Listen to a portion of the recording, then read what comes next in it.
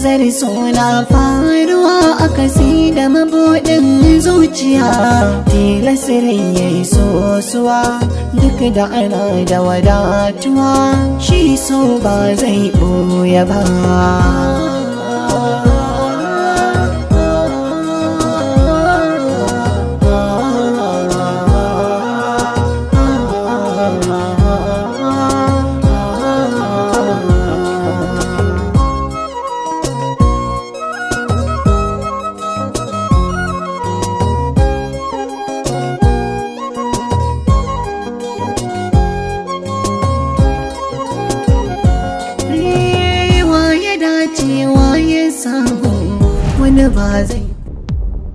Kana nufin in tashi a zuwan ban san abin da yake faruwa ba kenan?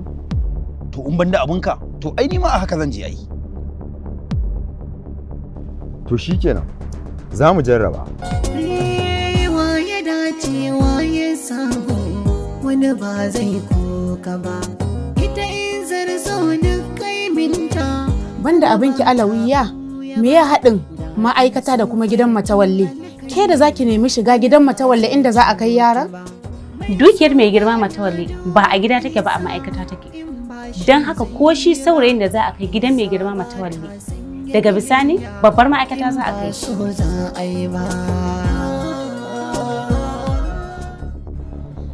Sai yanzu na gane abin da kike nufi.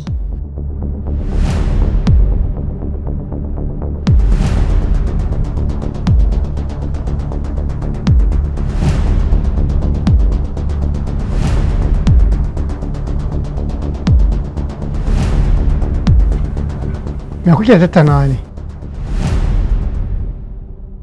Tana bani labarin cewa wanda kuka zo da shi ɗazu ya mata alƙawarin cewa zai nema mata aiki. Masha Allah. Kuma ni daman na ji haka a jikina. To amma sai dai zan gaya miki wani abu guda ɗaya. Lalle ki riƙe alƙawari. Kuma a duk inda kike ki riƙe gaskiya kuma ki amana. Kuma ya kasance niyya ta alheri ita ce za ta kai ki wannan ma'aikatar. Saboda kyakkyawan niyya ita ce take samar da kyakkyawan aiki. Idan kuma kika saba a haka, ina sanar da ke cewa komai nisan inda za ki je, wallahi wata rana sai kin dawo. Saboda ina sanar da ku cewa ko ina sanar da ke cewa babu riba a cikin cin amana da kuma tauye gaskiya. Allah sa albarka. Amin ya Allah. Ya dace ya samu wani ba zai koka ba. Ita Izzar so duk kai minta kuma ba ta ɓuya ba. Umar ya zo? Yanzu na ya shigo. Jamila, na gode. Mai so baya duban Izza in ba shi zai yi ba. Izza ba ta Safiya, ina kuma Hamida? Ai tun da muka fito ta tafi.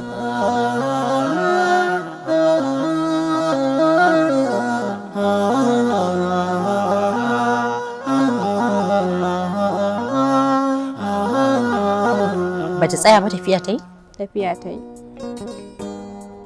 So mu je.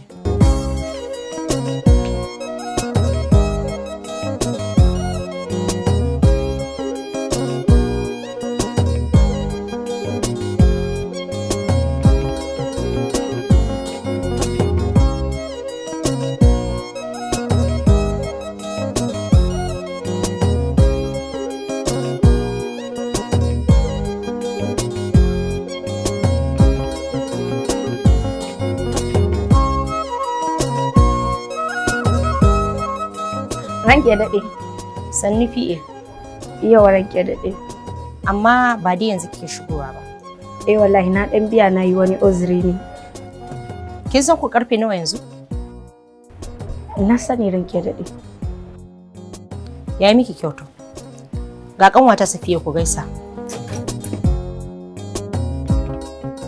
Ya kike? Lafiya kalau. Gida? Lafiya lau kefa. Masha Allah, lafiya na kalau. Sannin ki.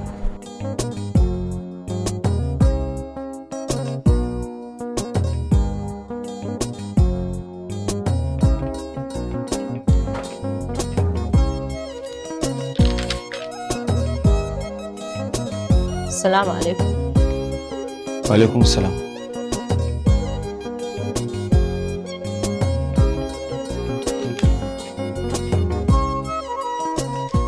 ina ka tsaya ne yau baka shigo ma'aikata da wuri ba? Wallahi na dan tsaya wani uzuri shi za mu zo da wuri ba. Lalle masu uzurin suna da yawa a ma'aikatan nan. Bayan ni akwai wanda bai zo da wuri ba ne? Eh. Yanzu nan ma na fito daga office ɗin Jamila, naga PA yanzu take shigowa. The same abin da ka faɗa shi PA ta faɗa.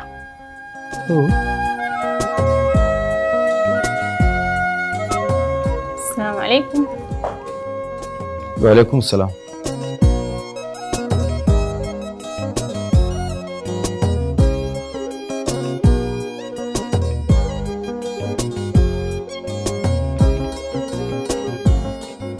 Ina wuni? Lafiya lau. Wannan kanwata ce Safiya. Kanwa ki dai ko kuma dai kuna da ta dangantaka da ita ne? Safiya gaya masa yadda muke. Daga ita sai ni. Gaskiya ne. To bismillah zauna mana.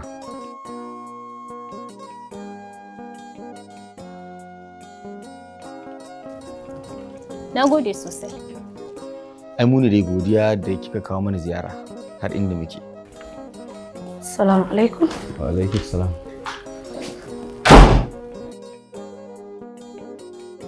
Barkan ka dai. Barka dai. Zauna. Bismillahirrahmanirrahim.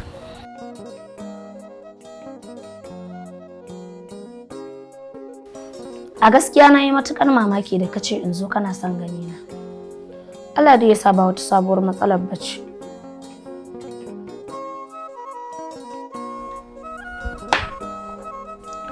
Aikin mutanen kirki da kuma na banza yana da matukar bambanci.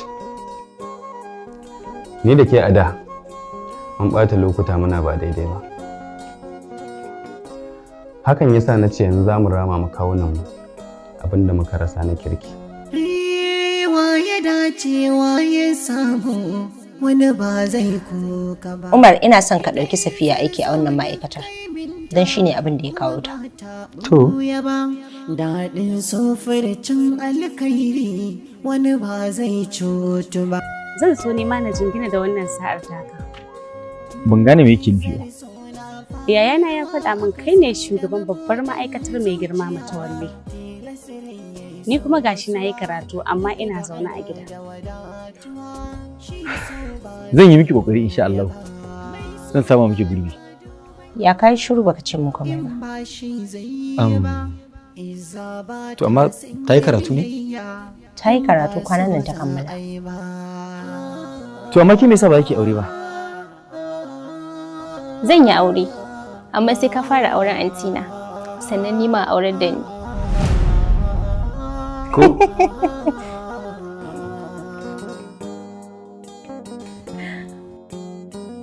Ban gane abin da kake nufi ba. Aya Alƙur'ani ta gaya mana cewa Bismillahirrahmanirrahim. Innal hasanati yuzhibun sayyi'a. Ma'ana kyawun ayyuka suna goge munana. Duk wanda ya san yayi wani aiki na barna, to a yayin da kuma yazo yana na alkhairi, za su goge masa wa'ancan ayyukan nasa. To amma kuma ya za mu yi da yakin da yake shirin tunkaran mu? Wani yaƙi kenan? Hajiya Sara ta samu juna biyu. Wannan ne yake tabbatar da cewa za ta ƙara samun gurin zama a gidan Matawalle. Hakan yasa idan ta samu wannan damar, mu kuma za mu zama bamu da wata madafa nan da wasu lokuta. Saboda juya mata baya da muka yi a zahiri. Amma ka sani, ni bata san na juya mata baya ba. Kai ne ta san ka juya mata baya.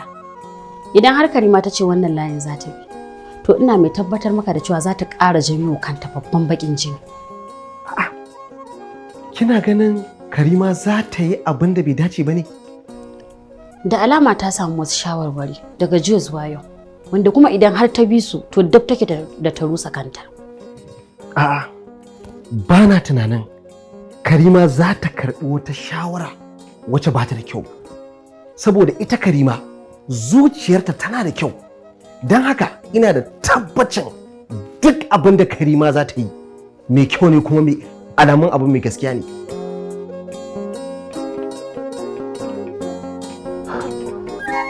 abu ɗaya ne zai rusa ta. Menene shi? Idan har Hajara ta fara aiki a wannan ma'aikatar. Kana ganin Hajara za ta iya yaƙi da wannan babbar makirar? Ina da yaƙinin cewa fara aikin Hajara a wannan ma'aikatar shine zai kawo ƙarshen makircin Hajiya Sara. Ni kuma ina da yaƙinin fara aikin Hajara a wannan ma'aikatar shine zai buɗe sabon ƙofar makircin Hajiya Sara.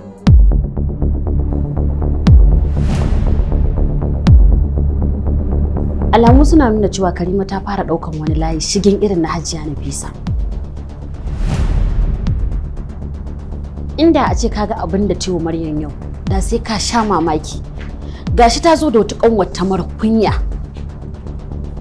Idan har ta ce za ta ci gaba da zuwa da ita, to bakin jini za ta janyo wa kanta.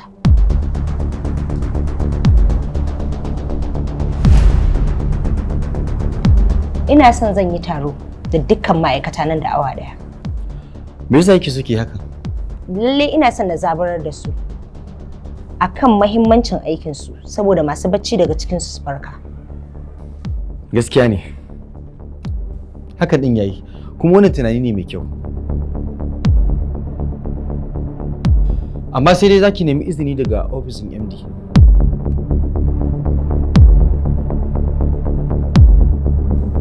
Me yasa kuma haka? Bacin gaka. Ni ma zan iya baki izini daga wannan ofis. Amma ofisin MD shine hurumin abin yake a can. Haka ne, na fahimta. Amma ni ba na son nemi izini daga can. Na fi son a bani daga nan. To amma ya kamata a ce ke ma kin bi wannan ka'idar saboda ke ma kina son ki tabbatar da ka'idoji a masana'anta. Wai ce ki saba ki? Ka fi ki gaskiya. Kuma dole hakan zaki.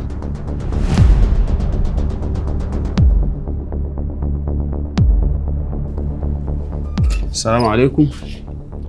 Wa alaikum assalam.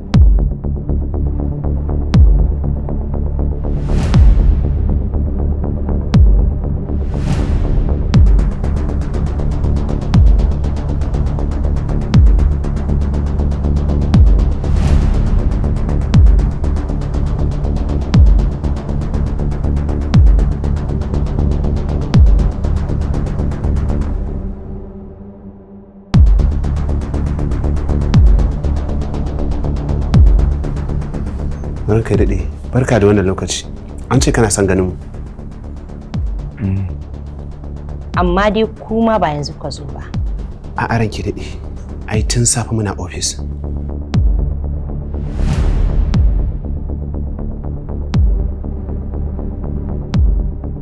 Lalle na fuskanci wannan ofis ɗin naki zai aiki tukuru.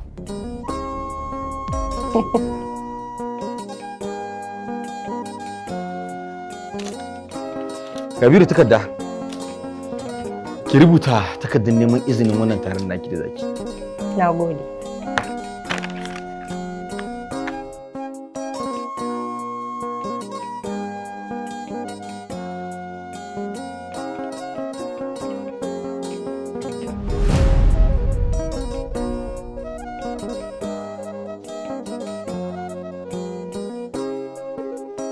Tilasirin ya yi sosuwa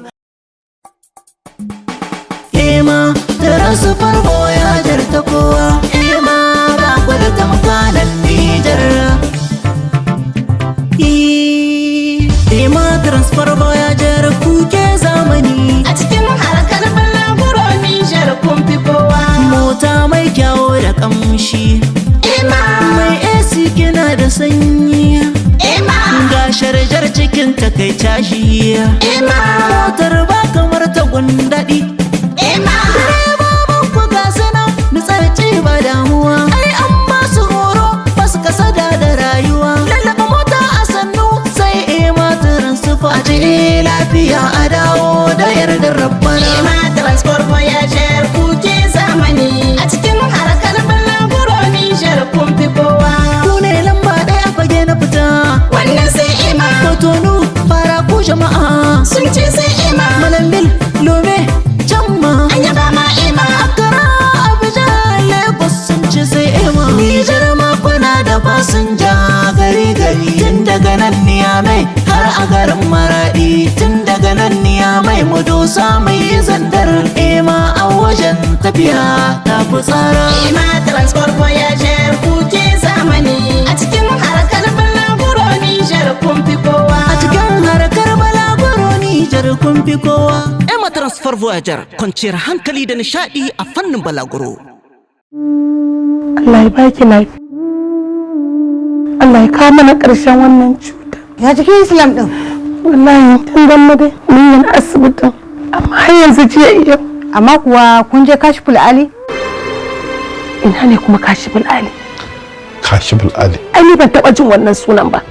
To nan ne sha yanzu magani yanzu. Su ne kat su kin san ba da ka suke ba da magani ba. Suna da injina na zamani. Kai sunu, na san da zafi. Wanda sai sun caja mutum daga sama harkar sannan za su ba shi maganin ciwon sa. To ai sai mu leƙa ina kike ganin za mu je mu same su. Cibiyar Kashful Alil ita ce ɗaya tilo da ake mata taken mun sha mun warke mun sha kuma mun dace. Ina masu fama da cututtuka kamar su matsalar istimna'i waɗanda suke biya wa kansu bukata, hakan yana hana haihuwa tare da haifar da matsaloli masu yawan gaske. Rashin kuzari ga ma'aurata, matsalar saurin inzali tare da kankancewar mazakuta. Ina waɗanda lamarin rayuwarsu ko kasuwancinsu ta taɓarɓare ɓangaren iska, jinnu, sihiri ko samu. Ina masu matsalar sanyi na infection ko gonorrhea, syphilis ko genital herpes. Matsalar rashin haihuwa, matsalar ciwon koda, matsalar ciwon hanta, matsalar hawan jini, matsalar diabetic, ciwon siga tare da matsalar basir mai tsiro. Ina masu fama da matsalar asma ko cuta mai karya garkuwan jiki wato HIV. Ga duk mai fama da waɗannan cututtukan da muka ambata sai ka garzayo cibiyarmu ta Kashful Alil. Duk muna ba da magani insha Allah. Wannan yarinya shekara da shekaru babu lafiya ban samu sakewa ba. Amma yanzu kana ganin hankali na a kwance. To amma ba kya jin wani ciwo a jikinki ko kafa ko baya ko kai? A'a ko kaɗan. Amma in za mu yi gudu fa sai na tsere ka. Kai abin naki zaki yi. Za ku same mu a babban cibiyarmu da ke Maiduguri, babban layi daidai gefen masallacin Yarobawa saman Bene. A jihar Kano kuma muna ƙarshen titin Zurar kusa da Outpost Police Station cikin tsohuwar tasha. A jamhuriyar Nijar muna babban kasuwan Maradi, kwanan gidan fata Grand Marché de Maradi cikin tsohuwar likitan Maka. A birnin tarayya Abuja muna Kuje Tipa Garage titin Union Home P&D Plaza. Sannan a jihar Gombe muna gadan Malali Bureau cikin Ummi Plaza. Kashful Ali ta shirya tsab domin ku, to sai kun zo. Gasha na nema na a Nyamai gobe zo interview wurin aikin da nake nema, kuma gobe kuma gashi ba jirgi. To me na daga hankali a ciki? Mu da muke da Salim Transport. Salim Transport. Ai Salim Transport suna da motoci masu inganci, motoci masu kama da jirgi, tashi ne kawai ba sa yi. To ai ka ban na ji daɗi. Insha Allah gobe shi zan hau. Ni ma zan raka ki mu shiga motar tare. Salim Transport su ne kan gaba. Na jigilar fasinjoji a kullum daga garin Niamey ya zuwa Doso, Duci, Kwanni, Maradi, Tawa da kuma Zandar. Muna da sabbin motoci lafiyayyu da kuma ƙwararrun direbobi masu kula da dokokin hanya. Salim Transport suna amsar sakonni kuma su kai muku su hannu da hannu. Nemi Salim Transport a ofishinsu da ke Bukkoki Niamey ko kuma a kira su a lambar wayoyi kamar haka: 952-929 ko kuma 908-775-75. Godiya ga Salim Transport. Assalamu rahmatullahi wa barakatuhu. Al'ummar musulmai barkamu da warhaka. Farko sunana Malam Tasu mai maganin aljanu na Maradi wanda aka sani da ɗan gado. Wanda ni harka aljanu gadonta ne a wajen babana, ni ba da shige ba ne. Kamar yadda mutane suka sani ina gudanar da aiki na haka ne lamarin yake. Kun san aljanu su kala-kala ne. Akwai na gamo, akwai na ture kuma akwai na gado. Sannan akwai aljani mai bata mutum dukkan lamuransa, za a gani yawanci bai bar mutum ya ci gaba. Sannan akwai aljani wanda ake ce da shi namijin dare mai hana ɗiya mata armi. Wani kuma zai bata ta arma amma za a gani yana ta haddasa saɓani tsakaninta da mijinta har ya sa su rabu. Wani kuma zai hana mace haifuwa ne kwata-kwata. Sannan ni yadda aiki na sha bambam, a ce aljani ya zuba ma cuta a jiki, ko ta waya ko a fili zan sa ka rike daidai wurin da yake ma ciwo. To kamun ka saki za ka ji wurin ya bar ciwo nan take da izinin Allah, mutane sun sani haka ne lamarin yake. Idan ana son ƙarin bayani za a kira lambobinmu kamar haka.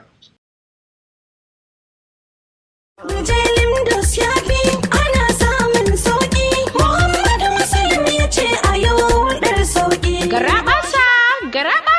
Ƙwarai kuwa faɗi ki ƙara albishirinku al'ummar garin birnin Kebbi da kewaye. Sunana Ibrahim CD. Muna farin cikin sanar da ku garaɓasar da katafaren kantin Limdos Textile ke yi a yanzu na ragin kuɗin da kuke sayan kayayyaki kaso 30 cikin 100 a katafaren kanti irin sa na farko a cikin garin birnin Kebbi. Bene ne da aka shaƙe shi sama da ƙasa da kayayyakin sawa, nau'in shaddodi da atamfa, leshi da material, kalolin dogayen rigunan abaya, takalma da mayafai, ga kuma galla-gallan akwatunan salefe da sauran kayayyakin kwalliyar mata da ke tafiya daidai da wannan zamani. Limdos Textile kusan komai na mata ne. Mata tushen al'umma, mata adon gari, in ba ku ba gida, idan kuka yawa gidan ya fi kyau. Ga masu sayin ɗaiɗai ko sari lokaci ne na garaɓasa a Limdos Textile. Mun zaftara farashin kayanmu domin gabatar watan azumin Ramadan mai alfarma. A yanzu ba sai an yi tafiyayya domin sayan kayan laifi ko na kwalliyar sallah ba. A Limdos Textile ana samun kayayyakin sawa daidai da bukatunku. Muna na kan titin Ahmadu Bello hannun riga da kudin gaji supermarket a cikin garin birnin Kebbi. Ko ɗayan reshen da ke yan masa plaza hannu riga da masallacin Isa Zakiru a cikin garin Jega. Za a iya kira ko saƙon WhatsApp akan 07038777740. Budurwa da saurayin kicin ku sayo kaya da leshi da atamfato amare ga sauki. Limdos ya fi ana samun sauƙi, Muhammadu Muslim ya ce a yau ɗar sauƙi. Garaɓasa. Ƙwarai kuwa faɗi ki ƙara albishirinku al'ummar garin birnin Kebbi da kewaye. Sunana Ibrahim CD. Muna farin cikin sanar da ku garaɓasar da katafaren kantin Limdos Textile ke yi a yanzu na ragin kuɗin da kuke sayan kayayyaki kaso 30 cikin 100 a katafaren kanti irin sa na farko a cikin garin birnin Kebbi. Bene ne da aka shaƙe shi sama da ƙasa da kayayyakin sawa, nau'in shaddodi. Ko babu kwatance santar ma'ana gane ta. Alhikima. Gashi ba mu. Assalamu alaikum wa rahmatullahi ta'ala wa barakatuhu. Masu kallo da masu sauraro masu albarka, ni ne Malam Abdullahi Alhikima, shugaban cibiyar ba da magani na addinin Islama ta Alhikima Medicine. Ga mutanen garin Damaturu, ni Abdullahi Alhikima zan yi aiki ni da kaina a garin Damaturu a ranar 20 ga watan 6, ranar 20 ga watan 6 zuwa 23 ga watan 6, ma'ana kwana 3 a cikin garin Damaturu. Za a same ni a Nayinawa bypass titin Alimarami kusa da kasuwar dare, muna nan a saman bene. Ni da kaina ne zan zo garin Damaturu ba yarana ba.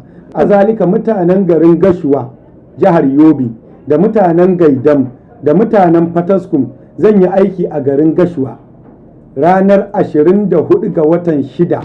Mutanen Gashuwa da mutanen Gaidam da mutanen Jajimaji da mutanen babban gida da Baimari duka za su same ni a Gashuwa kamar yadda na faɗa ranar 24 ga watan 6 zuwa 27 ga watan 6.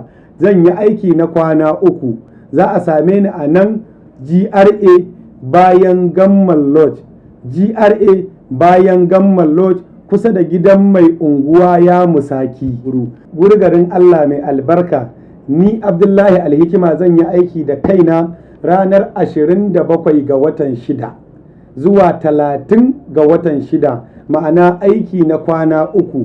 Zan ba da magani ni da kaina insha Allahu. Al'ummar Macina, al'ummar Jajimaji da al'ummar da suke yankin Guri gaba ɗaya za a same mu a Locus bayan makarantar mai kwano, ma'ana Reality. Idan ka je bayan Reality za ka ga gidanmu an rubuta Alhikima. A nan ni zan yi aiki na kwana 3 insha Allahu rabbi. Izzar suna faruwa a kasi da mabuɗin zuciya, tilasirin ya yi sosuwa duk da ana da wadatuwa, shi so ba zai ɓoye ba. Wai ke ne yake damun ki ne, me yake nufi? Wannan wata irin gurguwar shawara ce wannan? Ranka ya daɗe, ka gaggauta koran yarinyar nan daga cikinmu. Idan ko ba haka ba ina tabbatar maka sai ta janyo mana bala'in da ya fi bala'in da ya shafi na kowa. Iza ba ta sanya biyayya in ba so za a yi ba.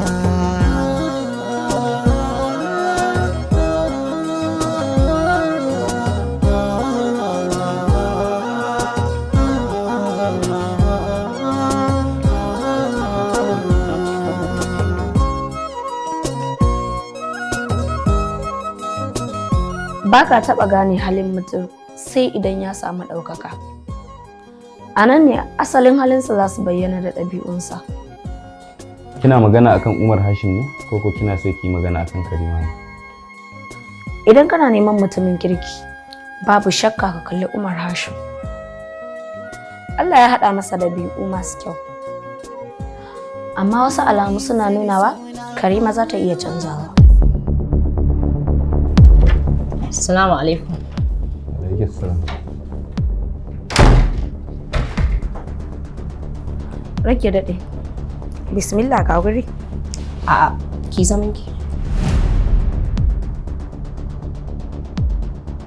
Takarda ce akan neman izini. Zan gudanar da taro nan da minti 15.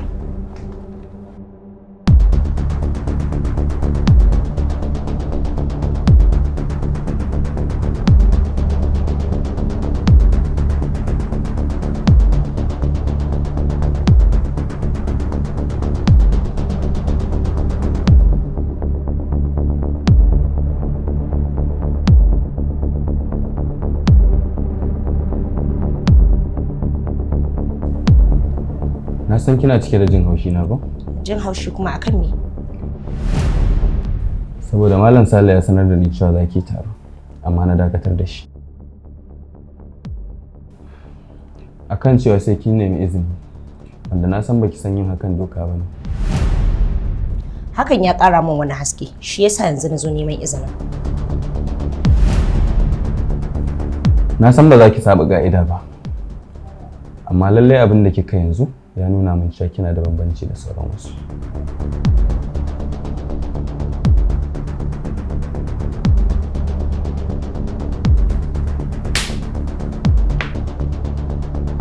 Allah ya sa a yi taro lafiya, a tashi lafiya. Na gode. Nan da minti 15, kima muna buƙatar mu ganki a gurin taron. Insha Allah.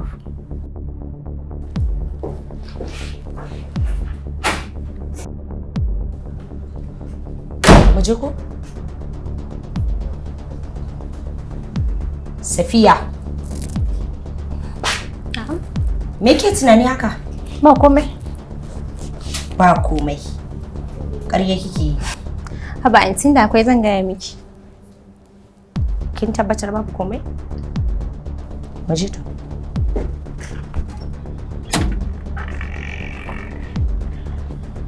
Taron me kuma za ta yi?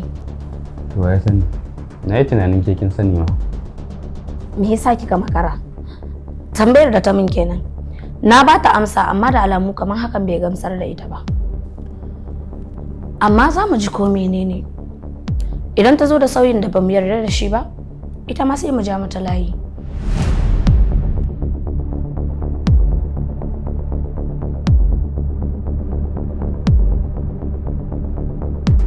Hakika yau rana ce wacce ba zan taɓa iya mantawa da ita ba.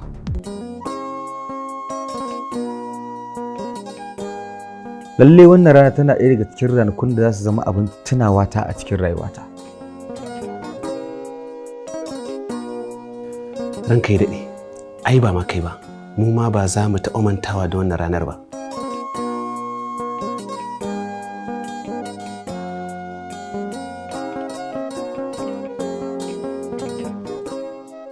Abin da kake zato Malam Ali ba shi bane. Kai na san zamana akan wannan kujerar shi kake zato, amma kuma kwata-kwata ba shi bane.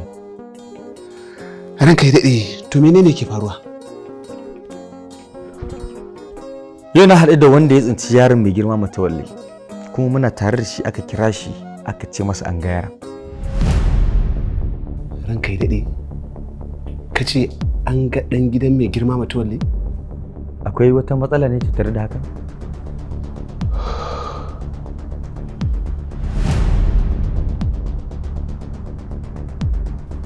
Ranka ya daɗe, mafarkina ne yake nema ya zama gaskiya. Wani irin mafarki ne haka?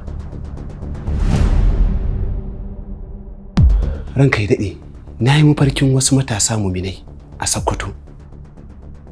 Sun tare mana wata musifa wacce za ta iya kifar da Najeriya.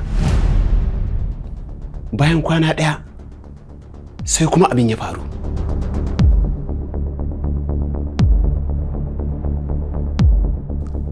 sannan kuma lokacin da na yi farki wani matashi ya zo daga gidan mai girma Matawalle ya rusa wannan ma'aikatar, sannan kuma yanzu kana bani labarin cewar an ga ɗan gidan mai girma Matawalle.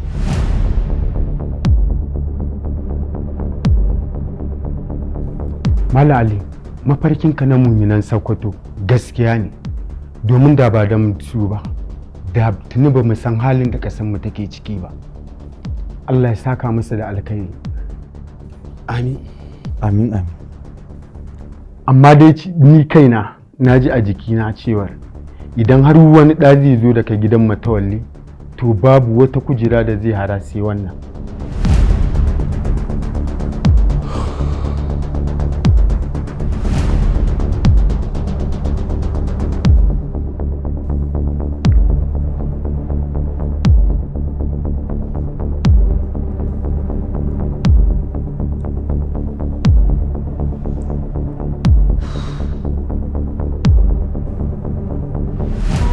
Na zo in taya ki murna ne akan mukamin da kika samu na shugabantar kowane ma'aikaci da yake cikin wannan ma'aikatar. Jiki waje.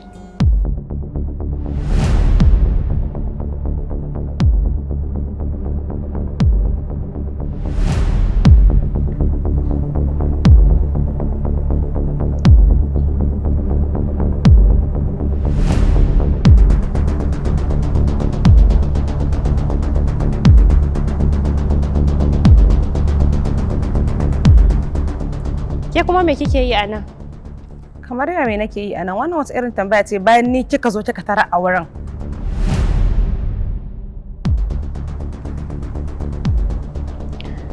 Fuskar ki ya nuna kamar ranki a ɓace yake. Na ga alama kamar ke ma kina cikin damuwa.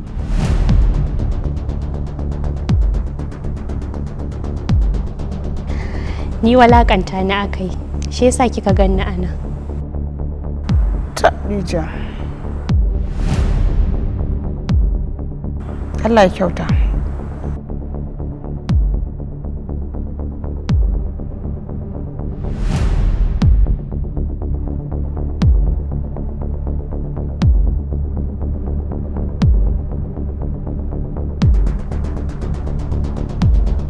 Ni fa da ido na fa naga ta shigo fa tana kuka, hakan ne ya tabbatar min da cewa na koya mutu. Gaskiya bai mutu ba. An dai ce yana cikin halin rayuwa ko mutuwa kowane irin lokaci zai iya mutuwa amma dai bai mutu ba. Kuɗi dai ba abin da ya dame ni dai kuɗi na sani ko ya yi rai ko ya mutu ni dai kuɗi na ya sani saboda ya ɗauka min atamfa da tulare har yanzu bai bani ba. Gaskiya dai ki haƙuri ki yafe mishi. Ai ba irin su ake yafe ma ba. Ba irin su ake yafe ma mutanen da ba su da mutunci. Gaskiya dai kan mutanen nan ba mutunci ne da su ba. Ni dai sai an ji mutum.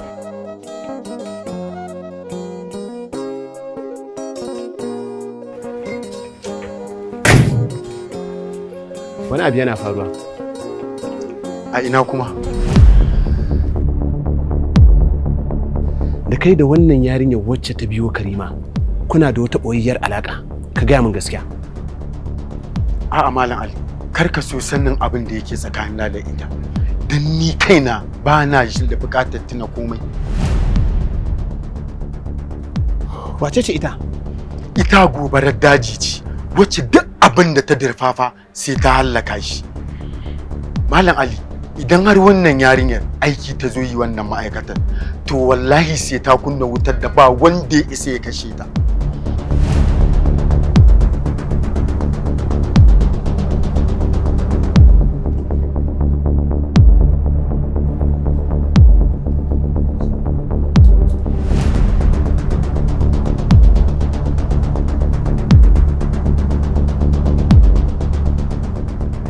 ya daɗe, wannan ita ce kujerar shugaban ma'aikata ta wannan ma'aikatar. Bismillahirrahmanirrahim. Na gode sosai Malam Audu. Bismillah mana ke ma zauna.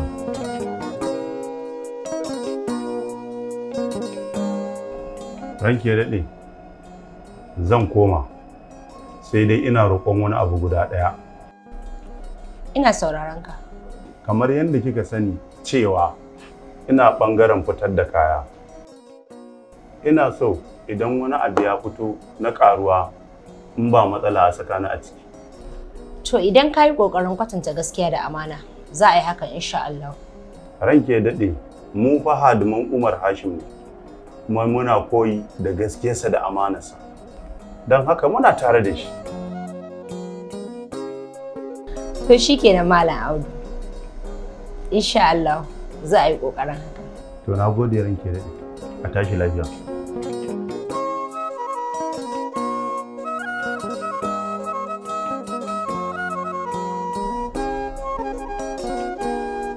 Safiya, Umar ya yadda zai ɗauke ki aiki a wannan ma'aikatar, amma da sharaɗi guda biyu. Ina sauraron ki. Tsarin aikinmu yana tafiya ne akan riƙon gaskiya da amana da kuma bin doka da oda.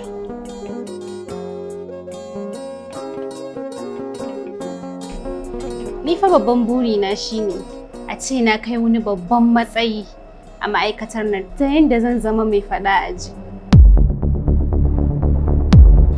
Ina son wata rana in ganna irin wacce babba kujera da na ga wanda zai aure ki yake zaune a kai. Assalamu alaikum. Wa alaikum assalam. Na wuni ranke ya daɗe. Lafiya lau. Ya aiki. Alhamdulillah. A sunanki? Sunana Zainab. Da alama ke baƙuwa ce ko? Na ɗan yi kwana biyu da zuwa, ni ce wacce nake sai da kayayyaki. Idan na bayar bashi in wata ya cika sai a biya ni. Izzar suna faruwa a kasi da mabuɗin zuciya. Tilasirin ya yi sosuwa duk da ana da wadatuwa. Malam Audu, kai ne kake da cikakkiyar dama wanda za ka yi mana wannan aikin yanzu. Saboda kai ka kai Karima ofis. Saboda haka komai yana hannunka. Malam Nazir, production manager. Damar da na samu a yanzu ban same ta a baya ba. Kai haƙuri, zan shiga jikinta sai na lalata ofis ɗinta, sai na sa mata bam ɗin da zai tashi da ita gaba ɗaya wargaje ta. Billahi lazi ina gaya maka. Yawwa, saboda kwantar da hankalinka. Dama ce muka samu dole mu wada'a. Wa alaikum assalam. Kai, mutumin nan. Ya yau. Maza, ya garin ne. Wallahi normal. Wai kana da labarin cewa Karima ta sa za a haɗa mata taro wai da ma'aikata. Ka duba iyayi da kilbibi na matan nan. Kwata-kwata yaushe ya gabata wannan mukamin.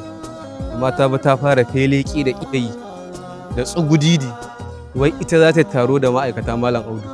Ɗazu-ɗazun nan fa na raka ta ofis. Amma ka duba matan nan da kilbibi. San a sani gaida uwan miji a kasuwa shine za ta zo ta ce za ta taro da ma'aikata. To da mu take zancen ta yi taron. Ka kwantar da hankalinka ka damu. Karka damu. Ga irin ta. Karka da ba komai ta yi taron. Yaro bai san wuta ba sai ya taka. Babu komai. Malam Audu ka bari. Muna nan. In dai muna cikin ma'aikatan nan. Na gode mutune na.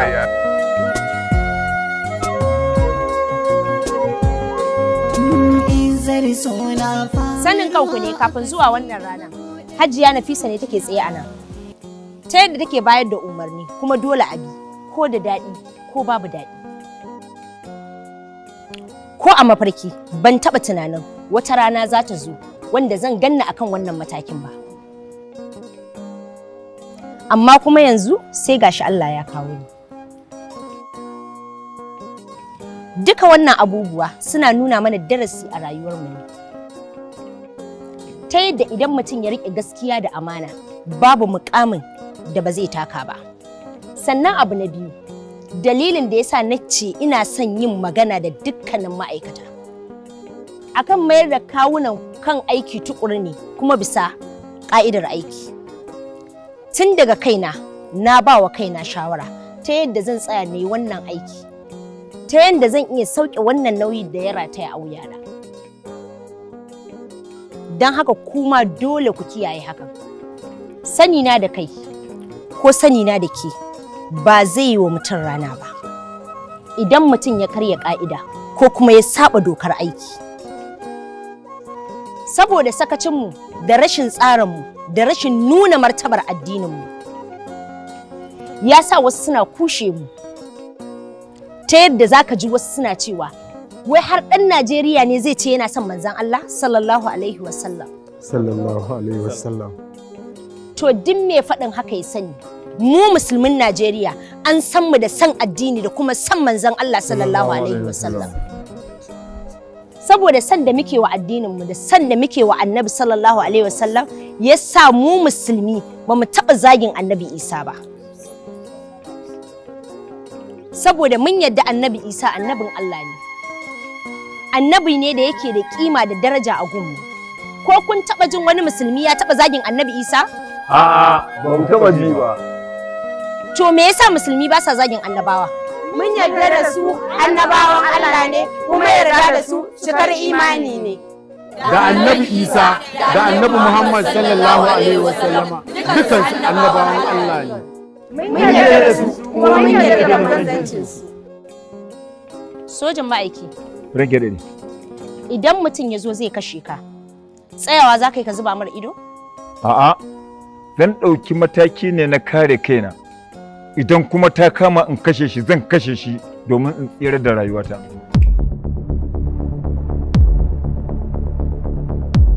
Sayyidina Umar ya faɗa ma Annabi sallallahu alaihi wasallam cewa ya Rasulullahi ina son ka fiye da komai nawa. Daɗin sofircin alkhairi wani ba zai cutu ba. Mai so baya duban isa in ba shi zai yi ba. Izzar ba ta in ban da ruhina da yake jikina. Sai manzon Allah sallallahu alaihi wasallam ya ce masa ya Umar, imaninka ba zai taɓa cika ba sai ka so ni fiye da yadda kake son kanka. Sai sayyidina Umar ya ce masa, Rasulullahi, wallahi ban sani ba, amma yanzu ina son ka fiye da yadda nake son kaina.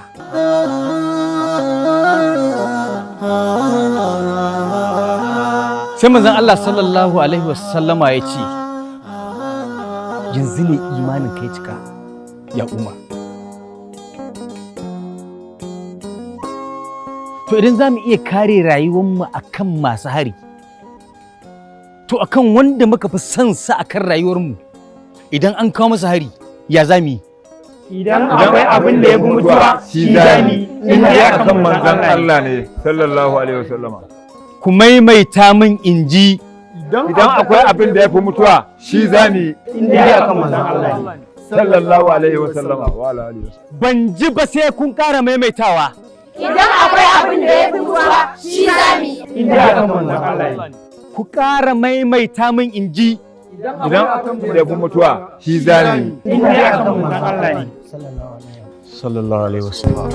Izzar suna faruwa a kasi da mabuɗin zuciya. Tilasirin ya yi sosuwa duk da ana da wadatuwa. Shi so ba zai ɓoye ba.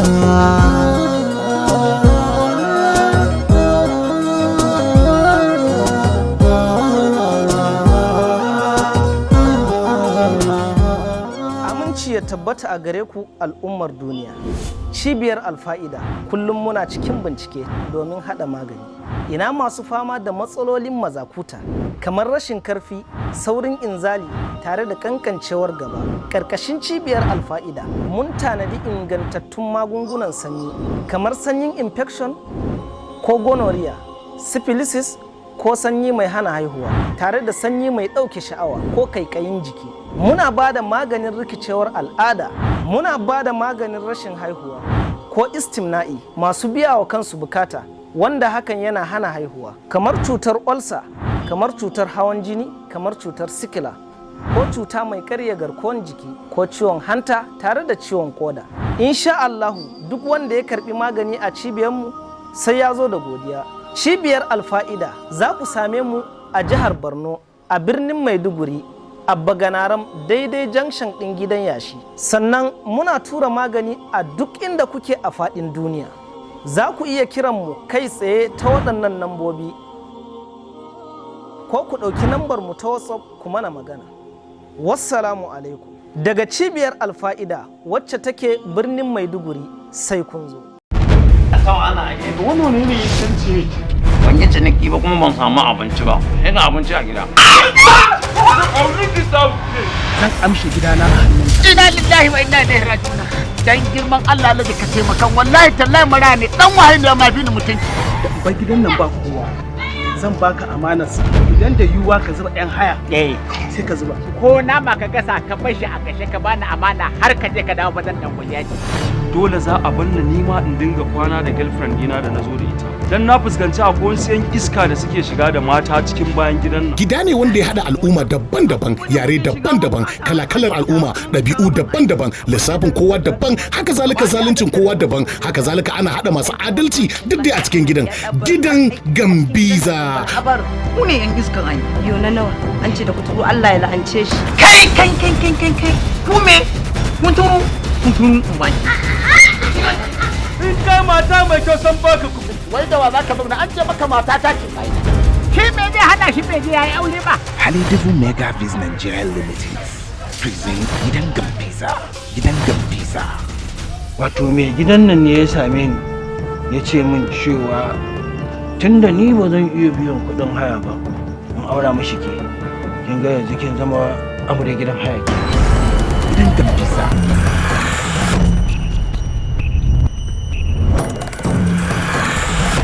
Rugun tsimi da kuma turka-turka da tashin hankali da sanin ya kamata bai zo a wannan gida ba. Wanzuwar gidan tamkar da masifa ce a cikin duniya. Wanzuwar gidan tamkar da tashin hankali ne. Haka zalika ire-iren al'ummar da suke cikin wannan gida kai ka ce bala'iro ne na COVID-19. Gidan Gambiza. Yaya. Sai ku subscribe ku danna mana kararrawa a YouTube channel ɗinmu mai suna Rayuwa 24 TV. A nan ne kaɗai wannan shirin zai rika zo muku duk ranar Juma'a misalin karfe 8 na dare. Gidan Gambiza, turka-turkan mai sanda daban take da ta makaho. Washin abokina an tambaye ka mana. Rana ɗaya kawai sai ka ji dami ya faɗo bankinka kurum. Me da ka fara siya?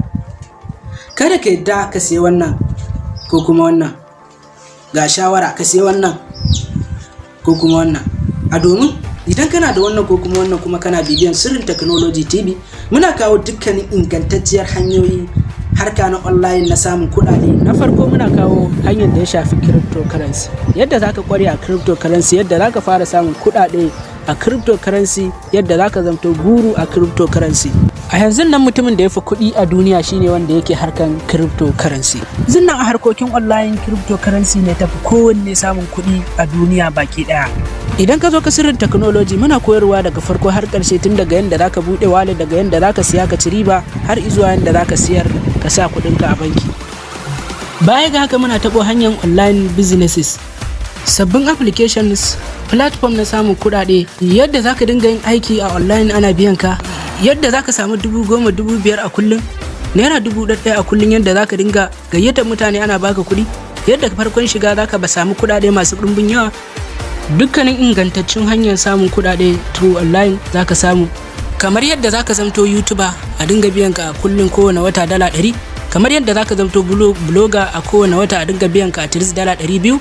Baya ga haka muna tambo bangaren kyaututtukan data, kamar yadda zaka sayi 1 gig a naira 100, kamar yadda zaka sayi 2 gig a naira 150, kamar yadda zaka samu kyautan 3.5 gig data free unlimited, yadda zaka samu unlimited free data a kowane irin sim naka, yadda zaka samu kyautan 500 MB kullun, 150 MB daily a kullun ba tare da kasiya. Baya ga haka muna tabo bangaren hacking, wato ainihin technology, yadda zaka fada da girman memorin kan wayarka ya zamto babba, yadda zaka zamto anonymous a internet, yadda zaka gyara memorin ka idan ya daina aiki ko kuma ya ɓaci baki daya, yadda zaka gano foton barawan wayanka idan an sace ma waya, yadda zaka kula da tarbiyyar ƴaƴanka ba tare da ka karbi wayansu ba. Zaka dauko application naka na YouTube kai search din Sirrin Technology TV. Abu mai muhimmanci ka danna subscribe, ka danna alamar kararrawa, ka zabi all.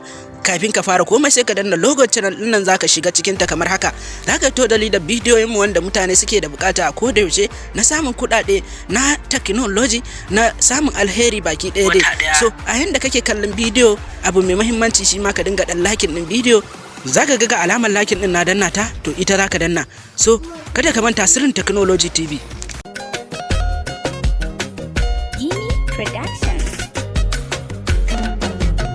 Izzar suna faruwa akasi da mabuɗin zuciya tilasirai sosuwa duk da ana da Hajiya Nafisa.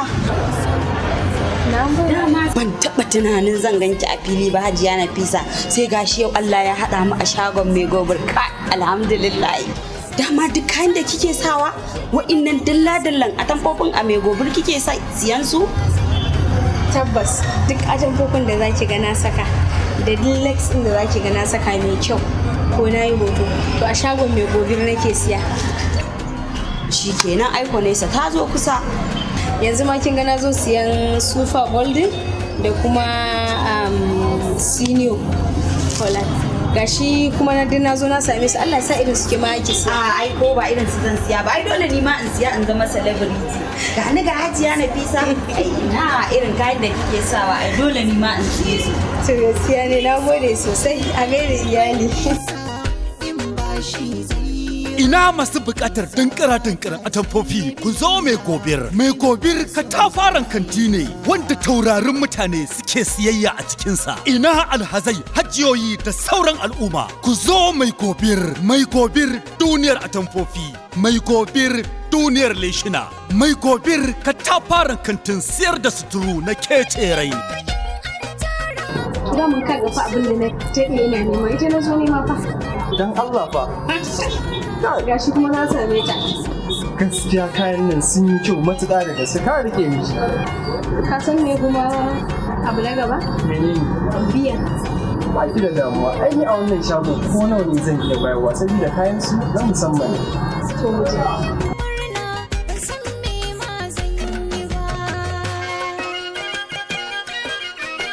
Kai kokari. Allah ko?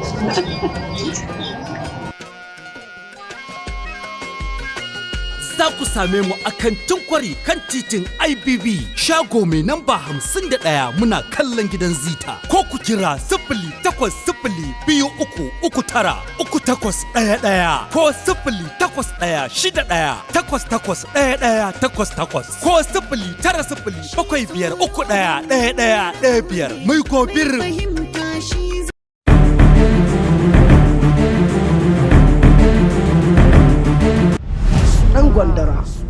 Dan gwandara. Put this guy for me. Please try bring plenty. You don't think why I eat meat. Please. I say good day, Baba Osayava. What a child can see, an old man cannot see better. Dan gwandara. It's good to let you know, as a mother, because I know say it's right for 9 months. Tunda kun ce babu kuɗi, adalci ɗaya dan mu. You mean Tanko won't say my land? I see him. You saw Tanko with somebody. Dan gwandara. Tunda Allah ya hada mu a wannan tasha muna so mu dinga kawo muku wato lakcoci na abin da ya shafi kwamfuta wanda insha Allah idan kun subscribe wannan tasha duk abin da ya shafi kwamfuta za mu dinga kawo muku kai tsaye daga wannan tasha na Radagon TV. Dan gwandara fim ne mai dogon zango zai dinga zuwa muku a duk ranar Juma'a da misalin karfe 8 na dare akan YouTube channel ɗinmu mai suna Radagon TV. Kamfanin bai tsaya a nan ba, yana iya kawo muku koyon kwamfuta da harshen Hausa. Shi ma ranar Lahadi za ku samu, misalin karfe 8 na dare. Sallama da salama gare ku ma'abuta soyayyar Annabi Muhammadu sallallahu alaihi wasallam. Shakirari sha'ambato. Yau ma dai kamar kullum wani sabon albishir ne a gare ku sake kasancewa tare da gogan naku As-Sayyidi Aminu Hashim Zanguna tare da wannan kasida mai taken Manzo Muhammadu Mujtaba sallallahu alaman la nabi ba'da.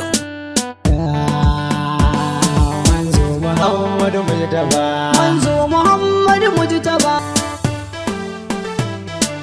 اللهم صل على سيد البرية اللهم صل على سر الهداية اللهم صل على رحمة العليا اللهم صل على نور الولاية اللهم صل على shagaban kidaya Allahumma salli ala wanda bai kamar shi ba. Madalla da masu yabo ga annabi sallallahu, Allah ya bar mu da annabi Muhammadu sallallahu alaihi wasallam. Kada dai ku manta ita ma wannan za a same ta ne a channel ɗinmu na YouTube mai suna Al-Amin Hashim Zanguna. Don samun kasidu da majalisoshinmu ku danna mana subscribe sannan ku danna alamar ƙararrawa da zaran mun ɗora su za su iso a gare ku kai tsaye. Kada ku manta da sunan wannan manzo Muhammadu Mujtaba.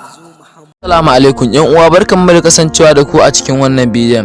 A wannan bidiyon wata channel kawo mana mai matuƙar amfani wadda za ta taimaka wa jama'a gaba ɗaya. Wannan channel ba kowace channel bane illa channel mai suna Yunusa Tech. So wannan channel tana koyar da abubuwa da dama, kama daga yadda zaka dauko hoto daga Instagram, yadda zaka dauko bidiyo daga Facebook, yadda zaka sace data na wayan abokinka da dai sauransu. Gashi nan muhimman code, yadda zaka san muhimman code, yadda ake gano mutum ta namban wayansa, da yadda zaka kare Facebook ɗinka daga hackers. Ga sanan da dama daga yadda zaka ƙara RAM na wayanka. Duk wannan channel ta Yunusa Tech tana koyarwa. So karka kai maza ka antiya wannan channel mai suna Yunusa Tech subscribers. So a yayin da ka shigo channel din karka ana shiga YouTube kai search din wannan channel din, karka fara komai su subscribing. Kawai a yayin da zaka antiya channel din da subscribing. Bayan kai subscribing ga cin wata alama ta karrawa sai ka taba ta. Bayan ka taba alamar karrawa nan gashi ne yana maka zabi guda uku sai ka taba all. So shikenan a haka ne so kana tare da channel din Yunusa Tech kenan. A yayin da ka antiyo cikin channel ka taba wannan alama ne logo din nan sai ka taba shi.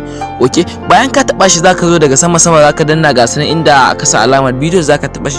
To anan ne zaka samu duka videos na channel din da Yunusa Tech take koyarwa. Kaga daga yadda zaka dauko hoto gashi ne yadda zaka koyi design, yadda zaka dauko bidiyo daga TikTok, yadda zaka ga sanan yadda zaka editing na bidiyo, yadda zaka cire background na bidiyo, yadda zaka mai datan wayan ka 4G, yadda ake editing, yadda zaka samu kudade da dama ga sanan dai. So kuma in ka shigo bidiyon ana ganewa sosai na editing din, ana gane sosai. Ga sunan dai dama ga sunan za ka barawar wayarka, yadda zaka kira number da aka sata a Blastlick, da gashin da dama gashin da zaka edit din hoto, yadda zaka tambayi wanka ta baka amsa, yadda zaka tambayi wayarka ta baka amsa, yadda ake sa robot a WhatsApp. Ga sunan channel din duk tana koyarwa, ga sunan ayyuka da dama da channel din take koyarwa. So dan uwa kana shigowa cikin wannan channel din kar ka fara komai ka danna mu subscribe. So idan kana in ma baka yi subscribe a yayin da ka shigo cikin wannan channel ga nan alama na ta subscribe sai ka taba ta. A yayin da ka shigo za ga channel din kamar haka, kar ka fara komai sai ka danna mata alamar subscribe. Bayan ka taba alamar subscribe sai ka zo ka taba alamar ƙararrawar nan kamar haka. Bayan ka taba alamar ƙararrawar kai sai ka zabi wall. To yanzu kana tare da channel din Yunusa Tech kenan. A yayin da ta sauke wani bidiyo zaka samu. So dan uwa mun gode anan muka karshen bidiyon.